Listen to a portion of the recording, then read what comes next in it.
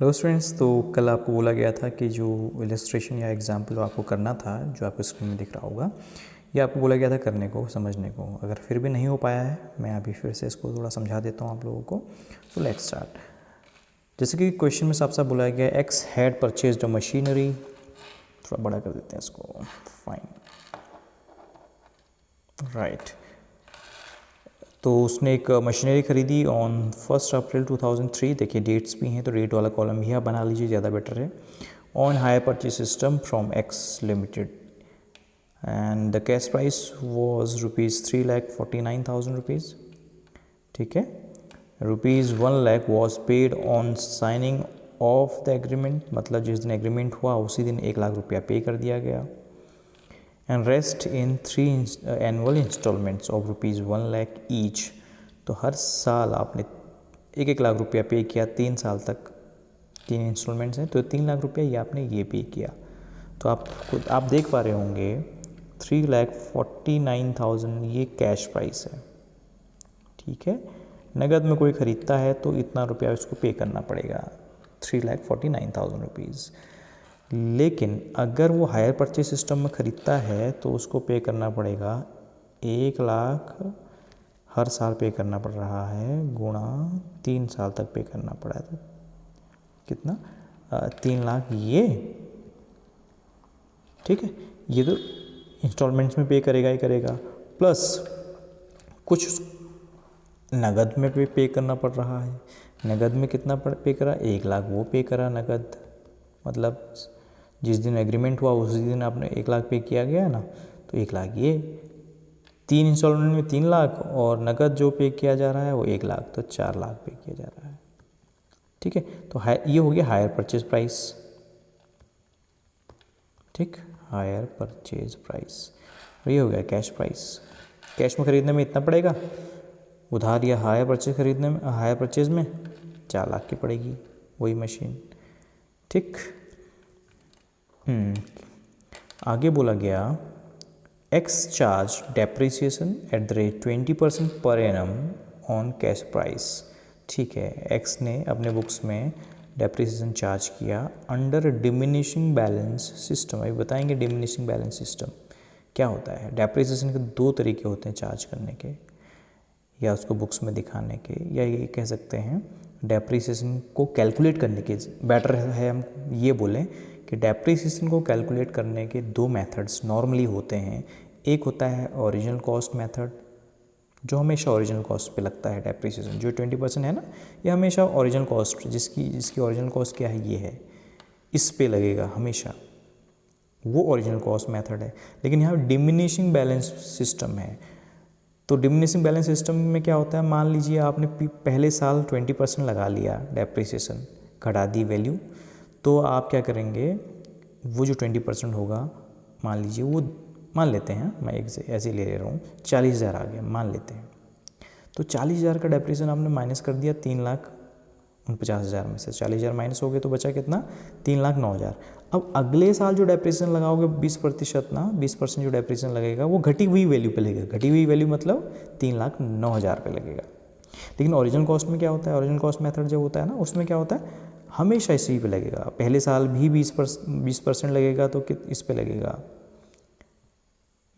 ठीक है, और दूसरे साल भी लगेगा तो फिर इसी पे लगेगा, तीसरे साल भी लगेगा तो इसी पे लगेगा, हमेशा ओरिजिनल कॉस्ट पे लगता है। इसीलिए उसका नाम स्ट्रेट लाइन मेथड भी है।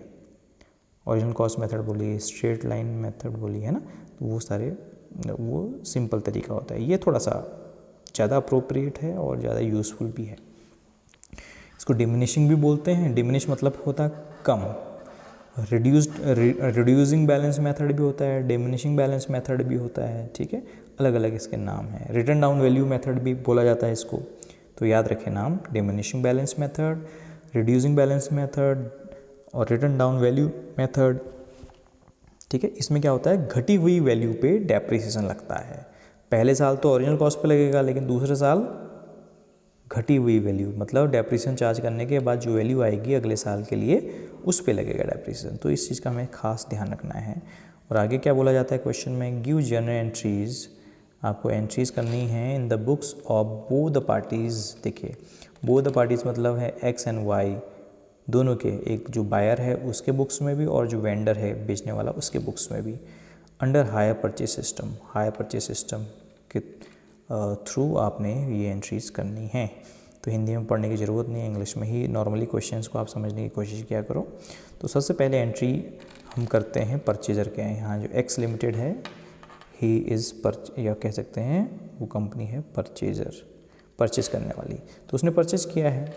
और एक याद रखिए एक चीज़, अगर कोई कंपनी ठीक है गुड्स खरीदती है तो साफ साफ क्वेश्चन में दिया रहे गुड्स खरीदे हैं, तो गुड्स खरीदने के बदले उसका नाम लिखा जाता है परचेज अकाउंट। जब वो गुड्स खरीदते हैं तो परचेज अकाउंट लिखा जाता है। लेकिन जब कोई गुड्स के अलावा कोई चीज़ खरीदी जाती है जिसको कि बेचने का उद्देश्य नहीं है हमारा, अगर वो चीज़ हमने खरीदी है तो वो होती है हमारी एसेट्स, संपत्ति। ठीक है, तो जब हम एसेट्स खरीदते हैं तो हम या तो एसेट्स लिखेंगे अगर उस संपत्ति का नाम नहीं दिया है, अगर उस संपत्ति का या उस एसेट्स का नाम दिया है तो उस एसेट्स का नाम ही लिखा जाएगा। ठीक है, जैसे कि इन्होंने मशीनरी अकाउंट लिखा है, तो machinery is a assets for us. और जब भी एसेट्स हमारे बिजनेस मतलब एक्स ने खरीदी है ना, तो एक्स ने खरीदी है तो उसके पास वो मशीनरी आ गई है, वो एक अलग बात है। अभी स्वामित्व तो पूरे तरीके से ट्रांसफ़र नहीं हुआ है, बट इन्होंने अभी खरीदा है, ये एक्सपेक्ट किया जा रहा है कि फ्यूचर में इन्हीं की हो जाएगी। ओके, मशीनरी कितने की आई, कैश प्राइस से डेबिट करोगे 3,49,000 और इसकी पेमेंट अभी हुई नहीं है। ठीक है, भविष्य में होगी। तो जब तक इसकी पेमेंट नहीं की ना आपने, तो आपके दायित्व भी बढ़ जाएंगे, आपकी लायबिलिटीज़ या दायित्व बढ़ेंगे। जिससे ख़रीदा है उसका नाम को लिखकर, वाई लिमिटेड से ख़रीदी है तो उसके नाम से आप अपने दायित्व को भी बढ़ा देंगे। मशीनरी आई, अच्छी बात है, एसेट्स बढ़ गए आपके, डेबिट कर दिया आपने, लेकिन साथ साथ में क्या लिख के आई, दायित्व भी आई। दायित्व बढ़ते हैं तो हमेशा क्रेडिट होते हैं, तो ये एंट्री इस तरीके से होगी। लेकिन हमेशा याद रखना कैश प्राइस से ही लिखना है इसको। ओके, अब ये डेट लिखने का तरीका भी आप देख लीजिए। ठीक है, हालांकि डेट इस तरीके से लिखी जाती है, ऊपर 2003 लिखिए, मतलब ऊपर कहने का मतलब पहले ईयर लिखिए, फिर आप मंथ लिखिए, फिर डेट लिखिए, है ना, इस तरीके से। तो ऐसा होना चाहिए था 2003 अप्रैल 1, इस तरीके से लिखना है। Anyways, next entry same day होनी है, तो अलग डेट नहीं लिखने की ज़रूरत है। सेम ही डे क्या हुआ, जिस दिन ये समझौता हुआ उसी दिन कुछ पेमेंट कर दी गई 1 लाख रुपए की ना। तो जब 1 लाख की पेमेंट करी गई है तो हमारे दायित्व जो थे ना, कितने के 3,49,000 के जो दायित्व बने थे, उन दायित्वों को ही तो हमने उन दायित्व में से कुछ चुकाया, तो दायित्व हमारे कम हो जाएंगे। और कम दायित्व को कम करने पर वो हमेशा डेबिट होंगे। दायित्व कम हो जाएंगे तो डेबिट करना है 1 लाख से। और जैसे कि हमें पता है हमने पेमेंट करी तो हमारा बैंक बैलेंस कम हो जाएगा। बैंक बैलेंस हमेशा एसेट्स होती है हमारे लिए, तो हमारे एसेट्स कम हो जाएंगी 1 लाख से। तो एसेट्स कम होती हैं तो हमेशा क्रेडिट होती हैं, बढ़ती हैं तो हमेशा डेबिट होंगी। तो हमारे एसेट्स बैंक के नाम से कम हो जाएंगी और जो हमारी दायित्व है उनको भी हमने कम कर दिया। देखिए दोनों चीज़, तो दायित्व भी कम हो गए, डेबिट कर दिया, उल्टा रिलेशन हो गया ना, देखिए अभी। और हमारी एसेट्स भी कम होगी तो बैंक अकाउंट से हमारा बैलेंस कट जाएगा, तो हमारा एसेट्स को कम करने से उसको क्रेडिट किया जाता है, ये एंट्रीज। इसके अलावा अब क्या हुआ 31 मार्च के बारे में बात हो रही है। ये 31 मार्च कब का है, क्या है, वो हम देख लेते हैं। अगर ये 2003 अप्रैल 1 की बात है तो ये 31 होगा, अगले साल का होगा, 2004 का। ठीक है, क्योंकि अकाउंटिंग ईयर अगले साल एंड मतलब 31 मार्च को एंड होगा। ओके, उस दिन हमने इंटरेस्ट भी देना है, किसको, वाई को। ठीक है, और इंटरेस्ट जो कि हमने देना है क्योंकि हमने उससे उधार खरीदा है, कह सकते हैं, हायर परचेज सिस्टम में एसेट्स खरीदी है, उसके बदले इंटरेस्ट वो हमसे लेगा। और ये इंटरेस्ट हमारे लिए खर्चा होगा, ये हमारे खर्चे को बढ़ाएगा, एक्सपेंसेस जिसको इंग्लिश में बोलते हैं। और जब भी एक्सपेंसेस होते हैं वो हमेशा डेबिट होंगे। तो जैसे एक्सपेंसेस ड्यू होंगे वो खर्चे हमारे ऊपर बढ़ जाएंगे। 25, अब ये कैलकुलेशन कर लेंगे हम, कैलकुलेशन करने का आपको ऊपर रेट ऑफ इंटरेस्ट दिया होगा। ठीक है, रेट ऑफ इंटरेस्ट आप लगा लीजिए। और रेट ऑफ इंटरेस्ट हमेशा किस पे लगता है, जो बची हुई कैश प्राइस है। देखिए कैश प्राइस हुआ करती थी 3,49,000 रुपीज़, लेकिन चूँकि इसमें से 1 लाख चुका दिया गया, अब बचा 2,49,000 रुपीज़। तो इस पे इंटरेस्ट लगेगा, ठीक है। रेट ऑफ इंटरेस्ट ऊपर दिया गया होगा, तो रेट ऑफ इंटरेस्ट ऊपर जो भी दिया गया है उस रेट ऑफ इंटरेस्ट को यहाँ अप्लाई कर लीजिए। प्रतिशत में दिया गया होगा, है ना। तो प्रतिशत में अगर 10% है तो 10/100 ऐसे गुणा कर दोगे इसको, है ना। तो 15% है तो देख लेते हैं कितना परसेंट था ऊपर दिया गया था इंटरेस्ट रेट। ओके, दिया नहीं गया है, यहाँ पर हमको क्या करना पड़ेगा, निकाल। तो ऐसे सिचुएशन में क्या करें हम लोग, यहाँ पर एक देखो इन्होंने टिप्पणी दी है, नोट दिया है, प्रश्न में ब्याज की दर दी नहीं है, ठीक है, लेकिन हमें ये पता चल रहा है कि हर 1-1 लाख रुपए की जो किस्त है ना उसमें क्या शामिल है, ब्याज शामिल है। किस्त की राशि वो किस्त का मनांतर मतलब होता है जो डिफरेंस, मतलब पेमेंट का जो पीरियड है ना वो एक सा है ना, हर साल पेमेंट करनी है, समांतर है। तो अतः इस सिचुएशन में हम क्या कर सकते हैं, कुल ब्याज बकाया किस्तों के अनुपात में बांट दिया जाता है, ठीक है। जो टोटल इंटरेस्ट होगा वो निकाल लेंगे और उसको फिर हम अनुपात में बांटेंगे। कैसे बांटेंगे, पहले कुल ब्याज निकालना सीखें। कुल ब्याज मतलब हो गया कुल भुगतान जो हमने करना है। कुल भुगतान कैसे निकाला मैंने आपको ऑलरेडी बता दिया था, वहाँ पर 4 लाख निकल के आया था ना, कैसे अच्छा ये 1 लाख तो आपने जिस दिन एग्रीमेंट हुआ उसी दिन पेमेंट करनी है, बाकी 3 इंस्टॉलमेंट्स में पेमेंट होनी है 1 लाख के हिसाब से। तो ये कितना हो गया, 3 लाख ये हो गया, तो टोटल मिला के 4 लाख चुकता करना पड़ेगा आपको, 4 लाख। तो ये 4 लाख रुपया हमको टोटल भुगतान करना है, ठीक। अगर ये 4 लाख हमको टोटल भुगतान करना है, ठीक, उसमें से रोकड़ मूल्य जो है उसको घटा दें 3,49,000 रुपीज़, जो बचा है ये है इंटरेस्ट, मतलब हमको इतना इंटरेस्ट पड़ रहा है एक्स्ट्रा। हमको अगर हमारे पास कैश होता तो हम इतना ही पेमेंट करके काम चला लेते ना, सीधे सीधे हमारे पास 3,49,000 होता, हम इसी को पेमेंट कर देते, बस काम ही बन जाता, पूरा एक ही साथ में खरीद लेते। लेकिन ऐसा हुआ है नहीं, हम उधार में ख़रीद पा रहे हैं, जिसके बदले हमको 51,000 एक्स्ट्रा पे करना पड़ रहा है एज ए इंटरेस्ट। अभी इंटरेस्ट 51,000 का टोटल इंटरेस्ट है लगने, मतलब 3 सालों में लगने वाला, लेकिन हर एक किस्त में कितना कितना इंटरेस्ट होगा उसकी कैलकुलेशन कर लेते हैं हम लोग। तो हम क्या कर लें, टाइम पीरियड हमारा वो है सेम है एकदम, ठीक है। 3 किस्तों में इसको बांटना है, 3 किस्त है हमारे पास, ठीक है। तो हम क्या करें, जो प्रथम किस्त है, ठीक है, उसमें सबसे ज़्यादा इंटरेस्ट होगा, ये आप ध्यान रखिए पहली किस्त में। क्यों, क्योंकि बकाया बहुत ज़्यादा है, ठीक है। जितना ज़्यादा बकाया होगा उतना ज़्यादा इंटरेस्ट होगा ना, सीधी सी बात है। तो हम क्या करेंगे, इस तरीके से रेशियो में बांट देंगे। तो हम क्या करेंगे, इस तरीके से इसको लिखिए, रेशियो कैसे बनेगा, 3:1 ऐसे देखिए, 3:1 इस तरह से बन जाएगा, ठीक है। और 3:1 इसका टोटल कितना हो गया, 6 हो गया ना, तो 3/6 पहले के लिए बढ़ जाएगा। तो रेशियो में अगर बांटना है तो इस तरीके से बढ़ जाएगा।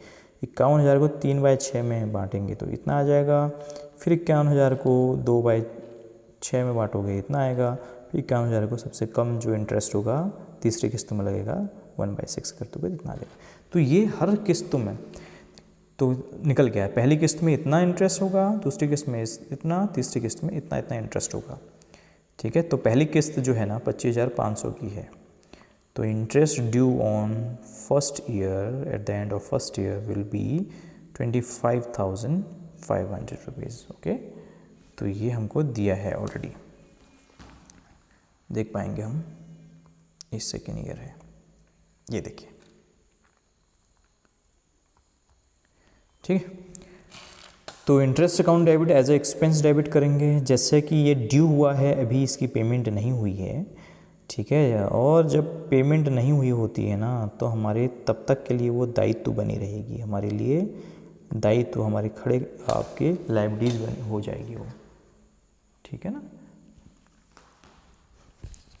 अब नेक्स्ट जैसे ही अब इसी तरह हमें पहली इंस्टॉलमेंट चुकानी होगी, पहले 1 साल हो गया तो ये अप्रैल से स्टार्ट हुआ है मान लेते हैं, तो ये 2004 है, हाँ 2004 मार्च को ये पहले साल ख़त्म होगा और इसी दिन हमको पेमेंट करनी है।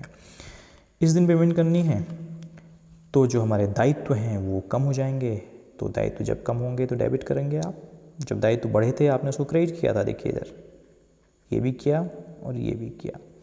अब दायित्व को चुका रहे हैं तो डेबिट करना पड़ेगा आपको, दायित्व कम हो जाएंगे हमारे और हमारा बैंक बैलेंस भी कम हो जाएगा।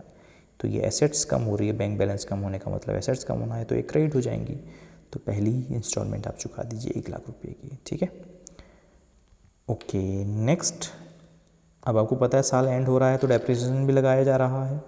तो डेप्रिसिएशन जैसे कि लॉस है और लॉस हमेशा डेबिट होते हैं, ये लॉस डेबिट हो गए। अब ये कितना परसेंट लगाया गया है, ठीक है, ये लगाया गया है 20% पर एनम। 20% पर एनम है, किस पे लगेगा, ठीक है, ये क्वेश्चन राइज होता है, ठीक। तो आप इसकी कैलकुलेशन करते हैं। तो डेप्रिसिएशन की जो बात कर रहे थे हम लोग ना, डेप्रिसिएशन की जो कैलकुलेशन है वो आपको बता दिया गया है कि फर्स्ट ईयर में जो होगी वो ओरिजिनल कॉस्ट पे होगी। जो कॉस्ट इसकी कितनी थी याद करिए, हाँ कैश प्राइस पे करेंगे, हाँ 3,49,000 याद रहे। इस पे 20% की दर से लगाना है, पर एनम है, पूरे साल भर के लिए इतना होगा, तभी निकलेगा 69,800, ठीक है। जैसे कि लॉस है डेबिट कर दिया गया और इससे हमारी मशीनरी जो कि एसेट्स है उसकी वैल्यू कम हो रही है तो उसको इसलिए क्रेडिट कर दिया गया है, करेक्ट।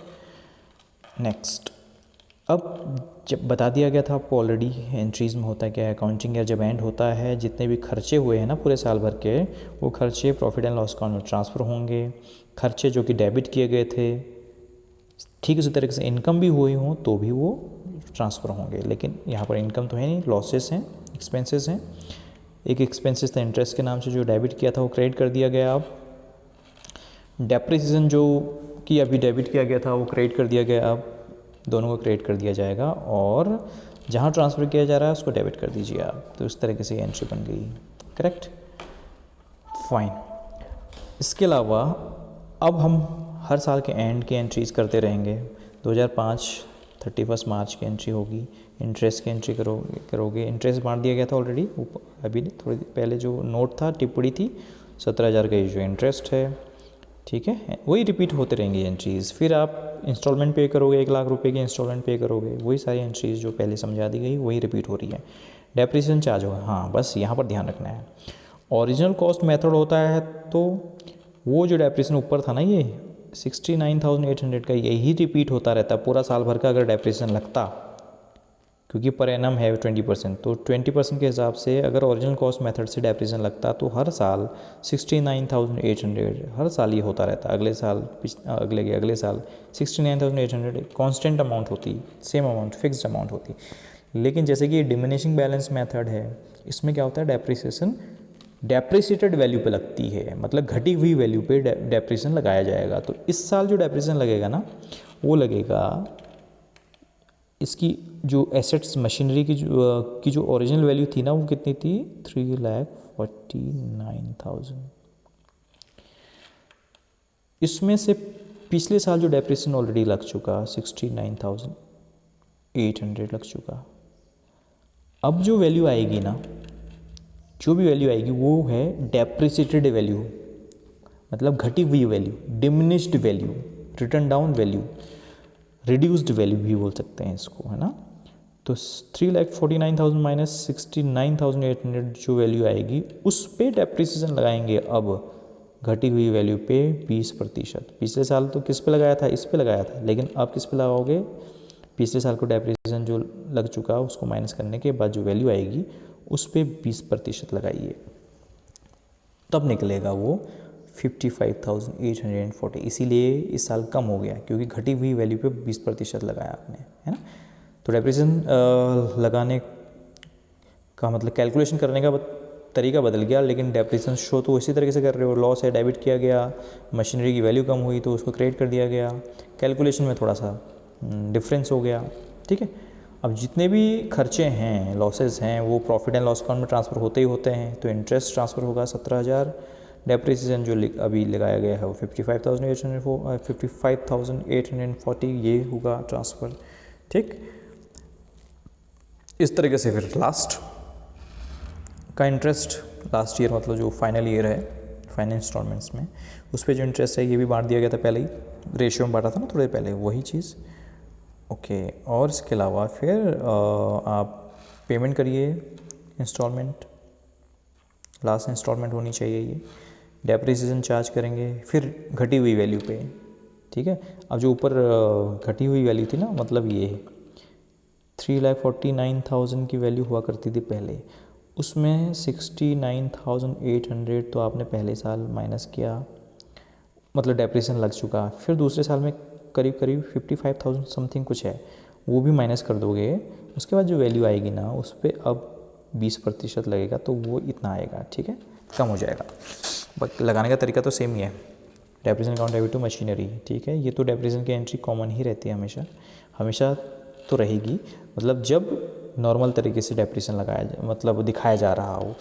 एक्चुअली भी डेप्रिसिएशन को दिखाने का तरीका भी अलग अलग होता है। एक होता है ओरिजिनल कॉस्ट मेथड, एक होता है ये इस तरीके से रिड्यूस्ड वैल्यू मेथड, ठीक है। तो ओरिजिनल कॉस्ट मेथड में हमेशा क्या होता है, चलिए वो बात की बात है, वो बाद में आपको डीपली कभी समझाया जाएगा। बट नॉर्मल तरीके से जो डेप्रिसिएशन शो कराया जाता है वो हमेशा इस तरीके से शो होता है, जैसे कि यहाँ पर हमेशा दिखाया जा रहा है, डेप्रिसिएशन को डेबिट किया जा रहा है, मशीनरी को क्रेडिट किया जा रहा है। तो जैसे कि बताया जा रहा है कि दो तरीके से डेप्रिसिएशन को दिखाया जा सकता है। एक तो डायरेक्टली मशीनरी में जिसका इफेक्ट पड़ सकता है, या ये कह सकते हैं डेप्रिसिएशन का डायरेक्ट इफेक्ट एसेट्स अकाउंट में पड़ता है, एक तो वो तरीका हो गया।